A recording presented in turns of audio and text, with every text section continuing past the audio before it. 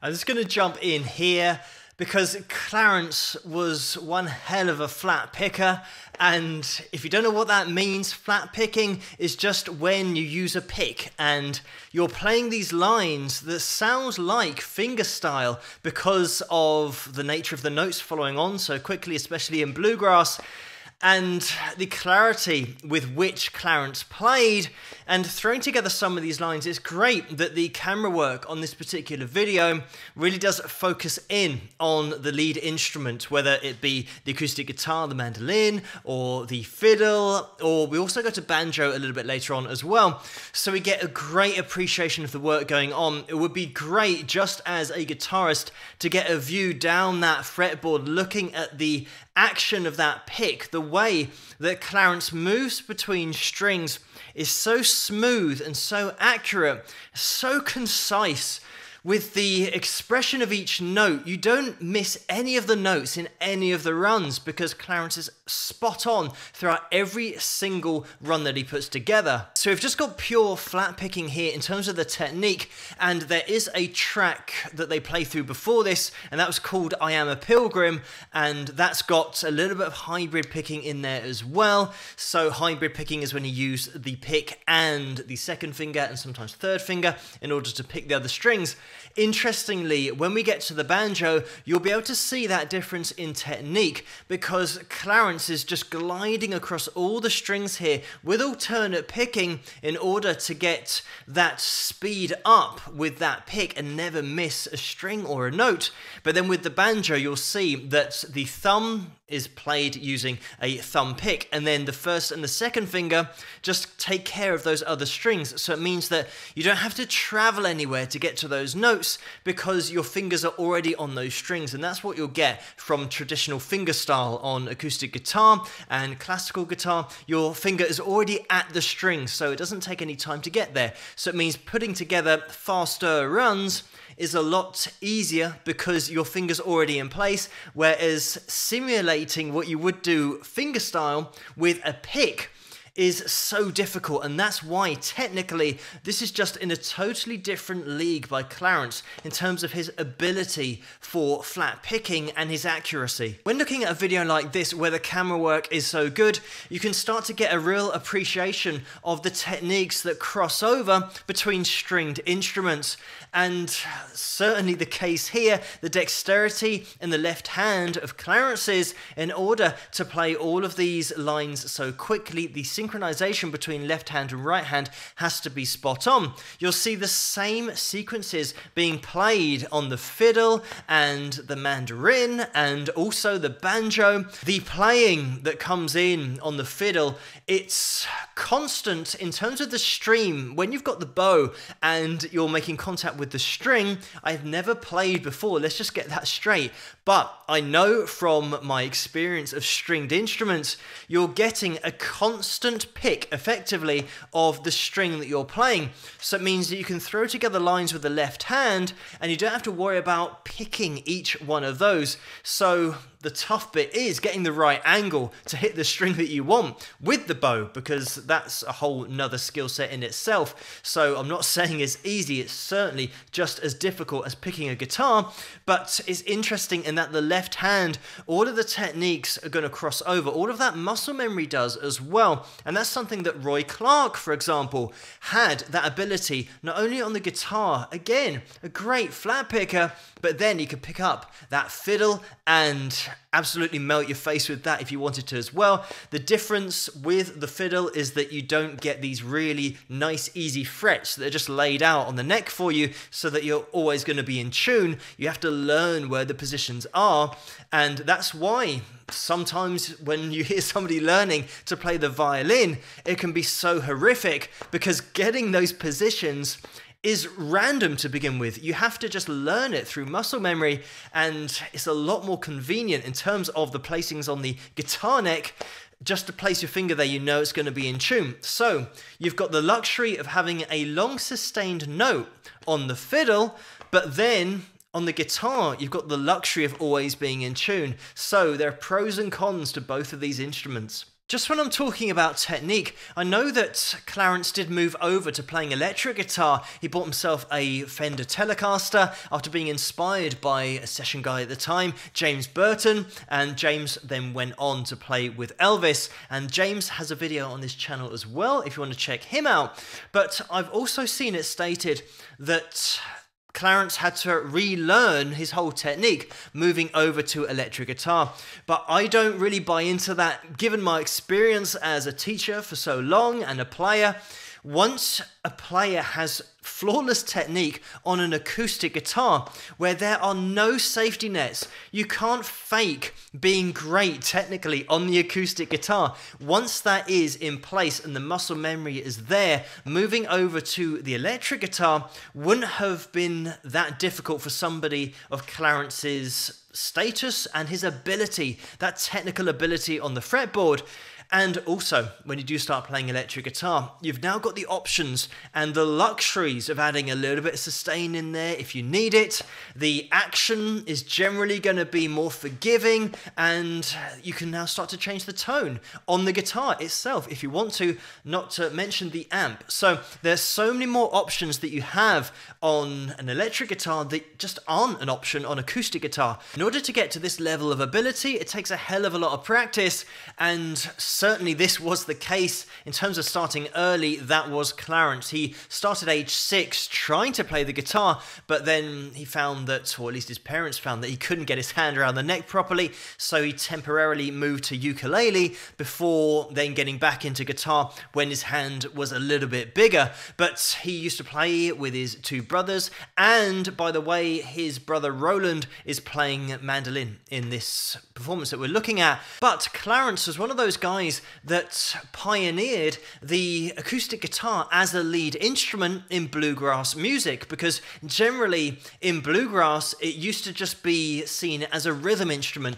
There wasn't going to be any spotlight put on the acoustic guitar, but because of the technique that Clarence had, this is how he could make it into a lead guitar, because there are so many notes happening so quickly in bluegrass compositions that generally, in order to get your picking up to that standard, With flat picking, it is so difficult. You need to be so exemplary with technique in order to make these runs like lead runs and not messy, to get them to stand out in bluegrass music. But because Clarence had that ability, it means now the acoustic guitar could be at the front of the stage and take you on a journey as a solo instrument, which didn't really happen before. I know that he was influenced a lot by Doc Watson, and Doc is on this channel as well if you want to check him out. So having these players that push the boundaries of technique in order to make the acoustic guitar a lead instrument in bluegrass music, it just started to totally transform the genre,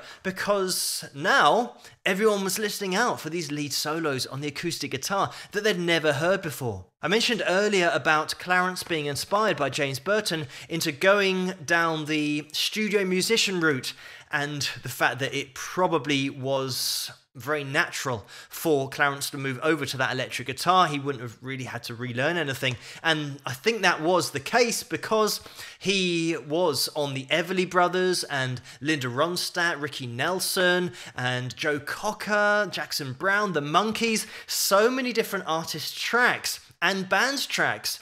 They all went to Clarence because of his ability on the fretboard. And when you've got a player who can nail it on the acoustic like this, but then also on the electric, it means that you're just covering all the bases in one with just one player. You only have to pay one wage, and this guy can do it all. And this is a great video that really highlights his technique. We're going to get back into it and just watch it till the end of the video, but then also this guy was an innovator with the guitar, but we'll touch on that after we've watched the rest of this video.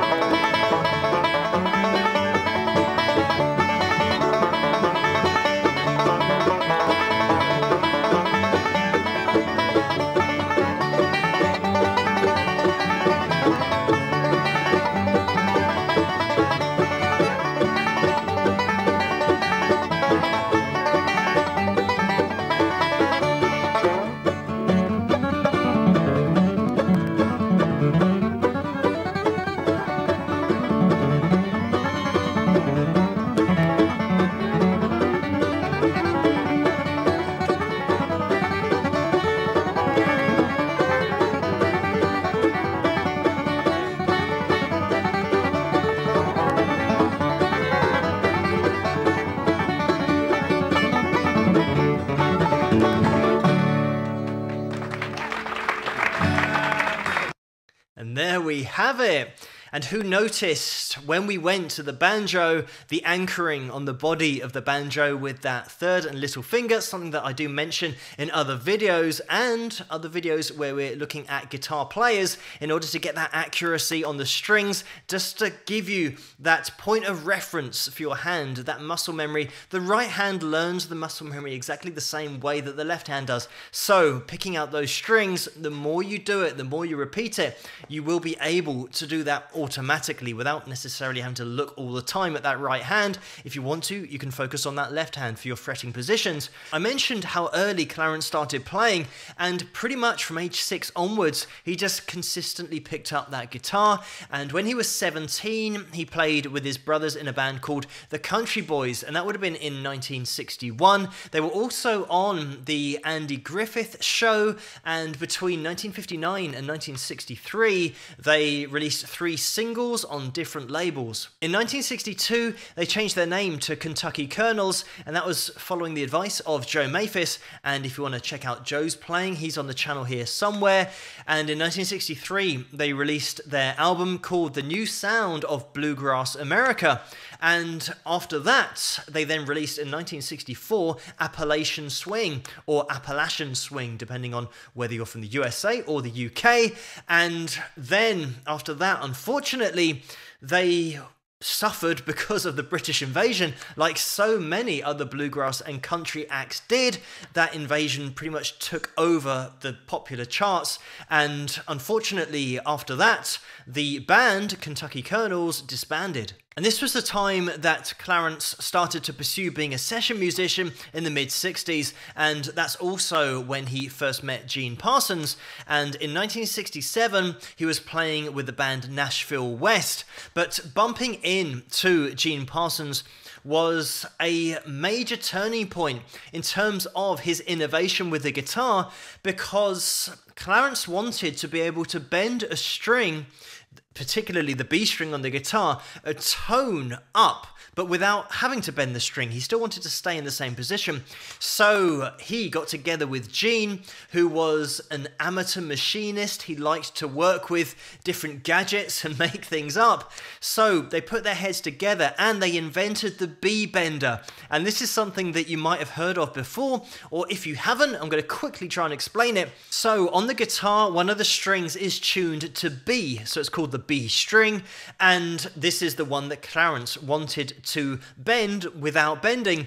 So they came up with the B-bender, which is a device that's on the back of the guitar, and it's a spring lever system, so it means that when you push down on the neck of the guitar, it's attached to where the strap connects at the top of the guitar. So pushing down on that activates this lever mechanism, which then pulls the string tighter, which will give you an increase in that pitch, and it will go up a tone, and it will simulate the sound of a pedal steel guitar, which is exactly what Clarence was aiming for. So they came up with this ingenious solution to make Clarence's guitar sound like a pedal steel guitar, even though it was just a normal electric guitar.